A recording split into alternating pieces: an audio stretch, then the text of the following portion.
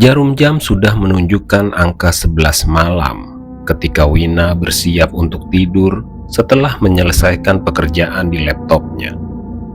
Sebelum tidur, dia memastikan pintu kamar sudah terkunci. Wina adalah seorang sarjana agrikultur yang baru saja lulus. Terlahir dari keluarga petani yang sederhana, Wina dikaruniai otak yang cerdas. Kini, ia bekerja di sebuah perusahaan perkebunan BUMN. Di tempatnya bekerja, Wina memutuskan tinggal di mes karyawan bersama beberapa teman kantornya. Mes itu terletak di antara perkebunan tebu dan kelapa sawit milik perusahaannya, jauh dari pemukiman warga. Kamarnya terletak bersebelahan dengan kamar Ratu, teman wanita di kantornya. Mes itu terlihat nyaman, rapih, dan bersih. Hampir semua fasilitas tersedia. Jendela kamar Wina menghadap ke arah taman belakang mes. Beberapa pohon besar terlihat jelas jika jendela tersebut dibuka. Wina sempat mendengar dari teman-teman di kantor bahwa bangunan mes ini angker.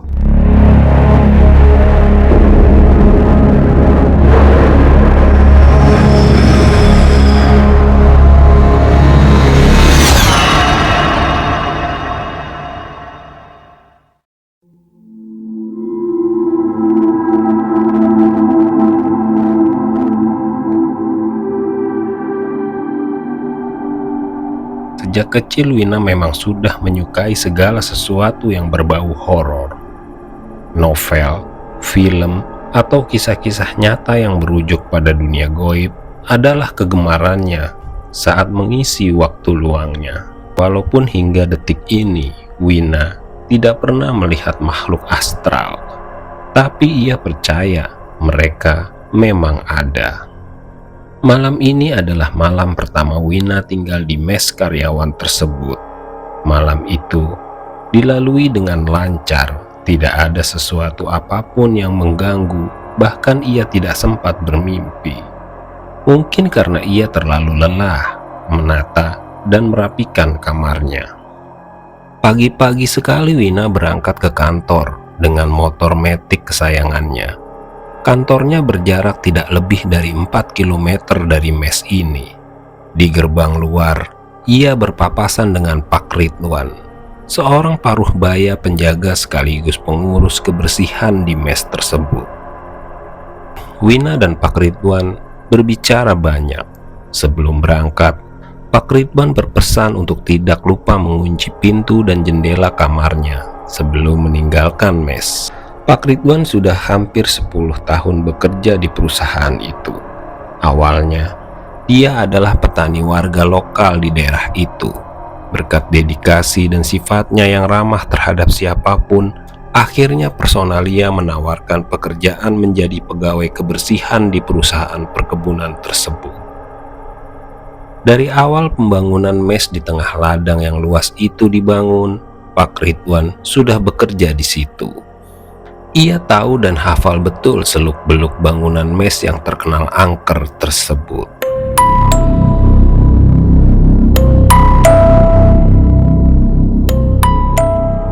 Dahulu sebelum dibangun mes karyawan, mes ini adalah sebuah parit luas yang banyak ditanami semak belukar.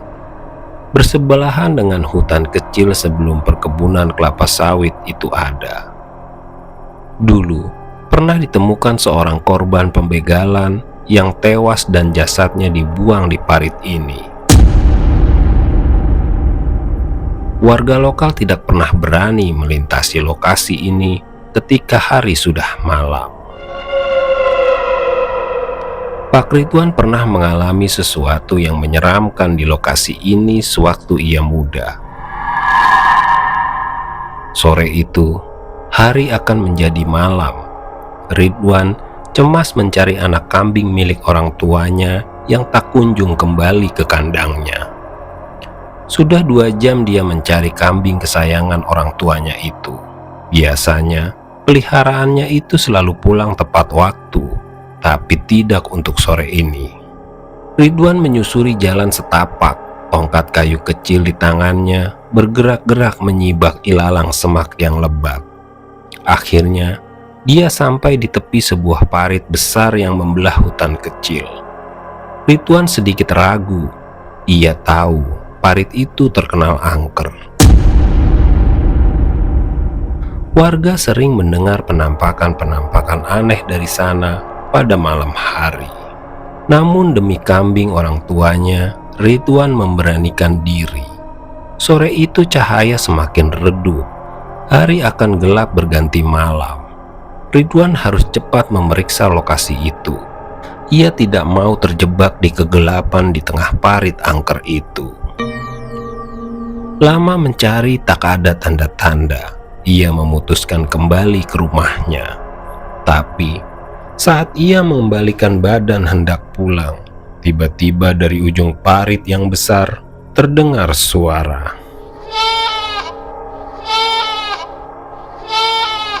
Suaranya sayup tapi jelas. Itu adalah anak kambing yang ia cari.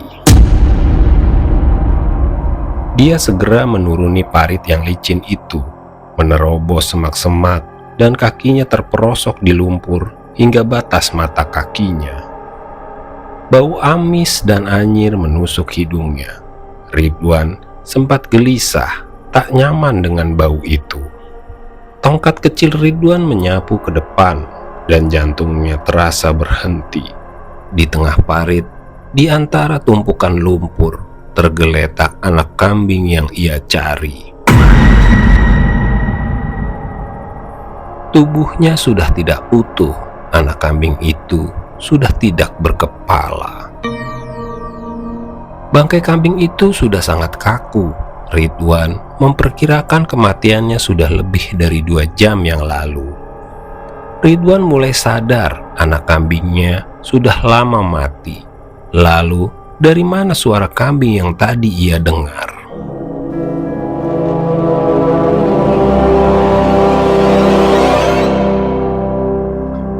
Tersadar ini aneh, Ridwan bergegas naik ke atas parit.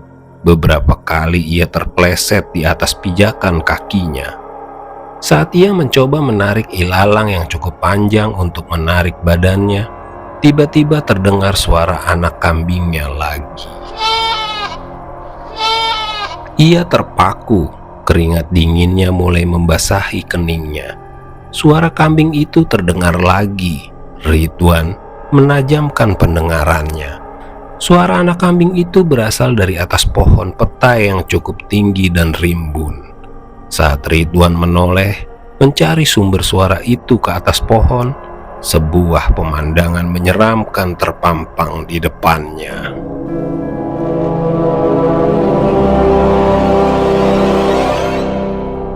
Ada sebuah sosok besar, hitam, dan berbulu duduk di atas batang pohon petai. Matanya berwarna hijau kemerah-merahan. Sosok itu mempunyai taring runcing dan panjang. 2 menghadap ke atas, 2 menghadap ke bawah. Kuku tangannya hitam, panjang, sedikit melengkung dan tajam. Mulut dan taringnya berlumuran darah. Dan yang paling mengejutkan lagi, sosok itu sedang memakan kepala anak kambing dengan rakusnya.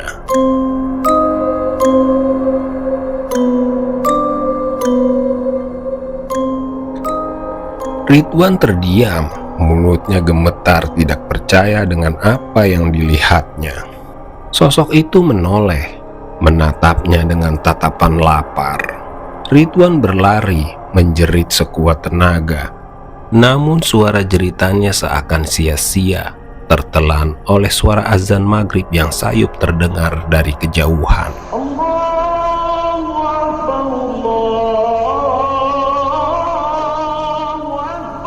Kini kondisinya sudah berbeda. Parit angker itu sudah terganti dengan bangunan megah yang tertata rapi. Dikelilingi jalan besar dan beraspal menuju perkebunan sawit dan tebu. Ramai halu lalang pegawai dan petani dengan kesibukannya masing-masing. Tapi suasana mencekam dan angker tetap menyelimuti saat malam tiba.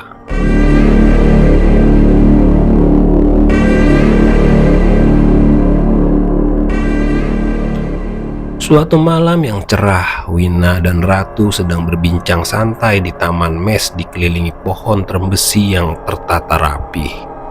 Tanaman bunga berwarna-warni, suasananya begitu romantis dengan desain cahaya lampu ala kafe. Sangat nyaman bersantai dan bersenda gurau di taman itu. Tak terasa mereka berbincang. Waktu menunjukkan sudah pukul 10:30 malam. Wina dan Ratu memutuskan untuk beranjak dari taman itu.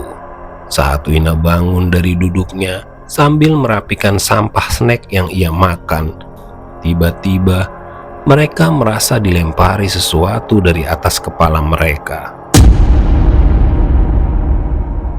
Ratu mengira hujan tiba-tiba turun, tapi bintang bercahaya terang di langit. Wina penasaran dengan sesuatu yang menimpa halus di kepala mereka. Wina memperhatikan butiran-butiran halus yang ada di depan meja tamannya. "Ini bukan air, tapi pasir," suara Wina heran. Mereka memperhatikan keadaan sekelilingnya. Dari mana pasir-pasir ini berasal? Namun tidak ada sesuatu apapun yang mencurigakan. Suasana mes pun tampak sepi. Seluruh penghuni nampaknya sudah berada di kamarnya masing-masing. Aneh, pikir Ratu. Saat di tengah kebingungan mereka, tiba-tiba tercium wangi bunga melati yang begitu tajam. Wina merinding, diikuti ketakutan Ratu. Tanpa banyak bicara, mereka bergegas meninggalkan taman tersebut.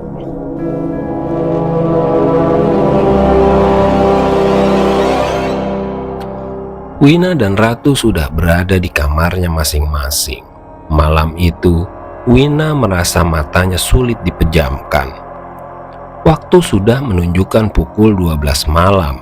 Saat Wina mencoba tidur, dia mendengar suara seperti batu yang diketuk-ketukkan ke dinding, tak jauh dari kamarnya. Ia mengira itu adalah ulah teman mesnya, karena dia juga belum lama-lama tinggal di mes tersebut. Wina tak menghiraukan lebih jauh suara-suara itu. Pada malam berikutnya, di jam yang hampir bersamaan, suara yang sama kembali terdengar. Wina semakin penasaran, apa maksudnya malam-malam orang mainan batu. Keesokan harinya dia mencoba untuk bangun lebih awal, berniat bertanya akan suara batu itu kepada siapapun yang ia jumpai. Semua penghuni mes yang ia temui, semuanya mengaku tidak mendengarnya. Wina sebenarnya tidak terlalu terganggu dengan suara itu, namun rasa penasaran yang begitu besar membuatnya tidak tenang. Wina mencoba berkeliling mes, menghirup udara segar di pagi hari sambil merenggangkan seluruh otot-ototnya.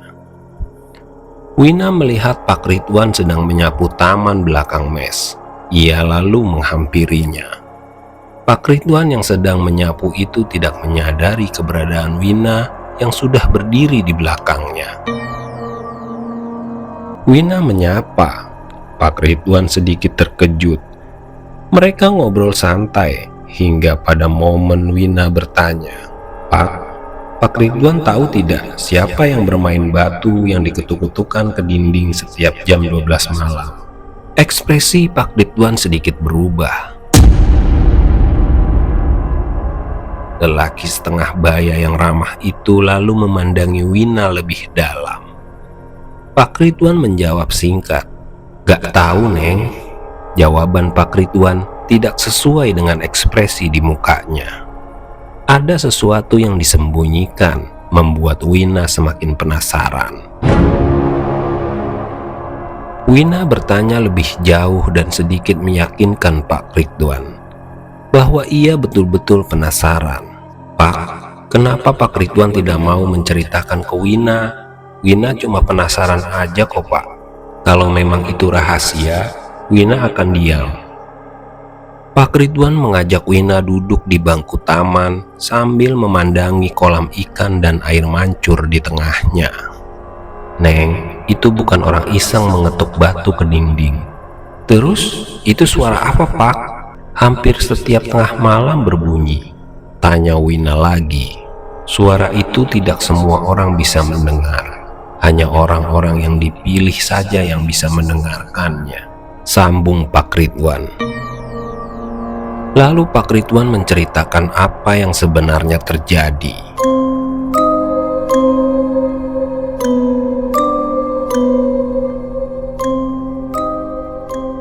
Dulu, waktu Pak Ridwan pertama kali mendengar suara batu itu, sama penasarannya dengan Wina pada saat ini. Dahulu ketika mes ini baru saja dibangun, Pak Ridwan pertama kali ditugaskan untuk menjaga bangunan angker ini. Pak Ridwan menempati kamar yang berada di belakang, bersebelahan dengan pantry karyawan. Kondisi mes masih kosong, hanya diisi oleh Pak Ridwan seorang. Belum ada karyawan yang tinggal di sini. Saat malam pertama Pak Ridwan menempati kamar mesnya, tepat pukul 12 malam, Pak Ridwan tiba-tiba terbangun dari tidurnya karena mendengar suara batu kerikil diketuk-ketukan di dinding luar kamarnya.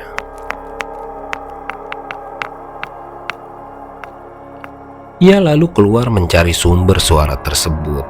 Dengan lampu senter di tangannya, ia berkeliling mes memeriksa setiap sudut ruangan. Ia khawatir ada orang masuk diam-diam ke mes, terlebih maling. Ia tidak menemukan apapun yang mencurigakan. Semua pintu masih terkunci rapat. Lalu ia menuju pantry untuk membuat secangkir kopi. Saat tiba di pantry karyawan, ia sangat terkejut. Ada seorang wanita, lebih tepatnya seorang nenek-nenek. Tubuh nenek itu belum terlalu renta, menggunakan kebaya dan kain batik melilit di kakinya. Rambutnya panjang terurai hingga ke punggungnya. Nenek itu sedang sibuk mencuci piring di wastafel. Gerakannya pelan dan nyaris tanpa suara. Hanya suara kucuran air dari keran yang terdengar. Pak Ridwan sedikit ragu. Perlahan ia menghampiri sosok nenek tersebut. Saat mendekat, nenek itu masih sibuk dengan pekerjaannya. Pak Ridwan mencoba memberanikan diri untuk menyapanya. "Assalamualaikum, nenek siapa?" tanya Pak Ridwan pelan. Nenek itu tidak menghiraukan sapaan Pak Ridwan. Ia tetap mencuci piring. Pak Ridwan mengulangi sapaannya. Namun, suaranya kini lebih sedikit keras dan tegas. Tiba-tiba, nenek itu mematikan keran dan terdiam, tetap membelakangi Pak Ridwan agak lama.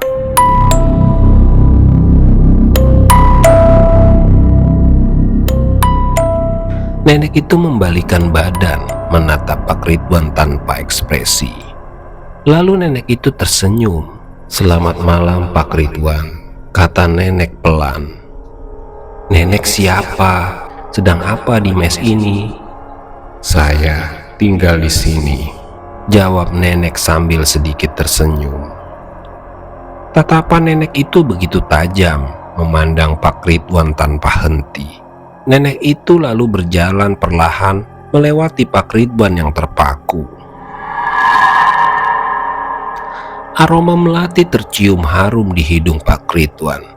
Pak Ridwan terdiam, memperhatikan nenek yang berjalan perlahan menjauhinya. Ada rasa takut di hatinya. Ia memperhatikan nenek itu dari ujung kepala hingga ke kaki. Tidak ada yang aneh. Sosok nenek itu tidak buram, tidak mengambang. Ia berjalan seperti manusia. Sendal jepitnya yang hitam juga menimbulkan bunyi langkah kaki sang nenek. Sebelum nenek itu hilang di tikungan lorong, Pak Ridwan sedikit berteriak, "Nenek mau kemana? Nenek dari kantor pusat." Nenek itu menghentikan langkahnya, dan berbalik menghadap Pak Ridwan. Ia hanya tersenyum, sedikit mengangguk sambil menunjuk ke arah belakang dan berjalan berbelok ke belakang gedung.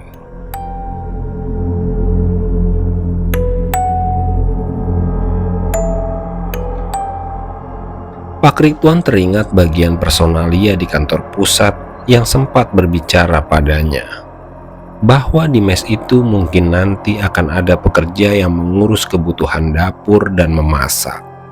Namun keputusan itu belum pasti dan masih menunggu persetujuan pimpinan. Mungkin itu orangnya, pikir Pak Ridwan. Ia lalu menuju kamar, mengurungkan niatnya untuk membuat kopi. Waktu sudah menunjukkan pukul 1 dini hari. Ia sudah merasa mengantuk. Masalah si nenek, mungkin besok pagi ia akan bertanya lebih jauh. Pagi-pagi sekali Pak Ridwan sudah mulai beraktivitas. Pekerjaannya adalah mengurus taman, keamanan dan kebersihan lingkungan mes. Sambil bekerja, Pak Ridwan menunggu nenek itu muncul. Namun hingga menjelang siang si nenek tidak terlihat. Pak Ridwan memutuskan menuju gedung belakang yang ditunjuk nenek semalam. Ia mencari di setiap kamar, tapi seluruh kamar tampak kosong.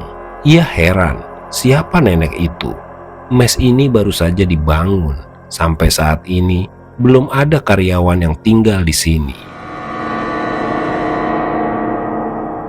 Pak Ridwan dibuat bingung. Ia lalu menghubungi bagian personalia untuk menanyakan perihal tersebut. Setelah mendapat jawaban dari bagian personalia, Pak Ridwan kaget bukan kepalang. Tidak ada seorang pun yang dikirim kantor pusat ke mes ini. Mungkin semalam ia hanya bermimpi. Pak Ridwan mencoba menenangkan dirinya. Pada malam selanjutnya hari sudah begitu larut. Pak Ridwan sulit memejamkan mata. Ia mencoba menyalakan televisi di kamarnya, ditemani secangkir kopi panas yang baru saja ia buat. Baru beberapa menit ia menonton siaran televisi. Suara batu kerikil yang diketok ke dinding terdengar lagi.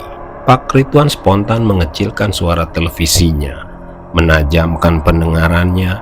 Kini suara itu semakin jelas, lalu tak lama berhenti.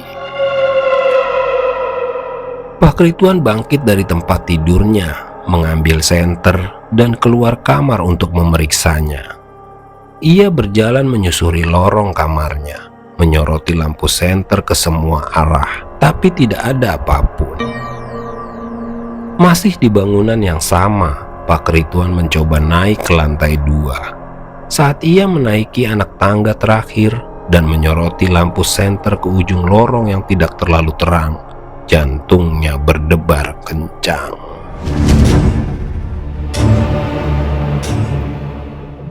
Nenek itu duduk di pagar balkon membelakangi Pak Ridwan menghadap perkebunan tebu yang luas. Seketika merinding sekujur tubuh Pak Ridwan. Nenek itu lagi, pikirnya. Rasa takut menyelimuti dirinya. Pak Ridwan tidak berani mendekat. Ia memanggil nenek tersebut beberapa kali. Lampu senter ia fokuskan ke punggung nenek tersebut. Saat Pak Ridwan berkata, "Nenek siapa?" Tiba-tiba sosok itu melayang terbang ke arah pohon pete yang besar di belakang gedung mes. Pak Ridwan berlari dan berteriak ketakutan. Ia buru-buru masuk ke kamar dan mengunci pintunya. Kejadian aneh dan menyeramkan itu sering ia temui di mes angkernya hingga saat ini.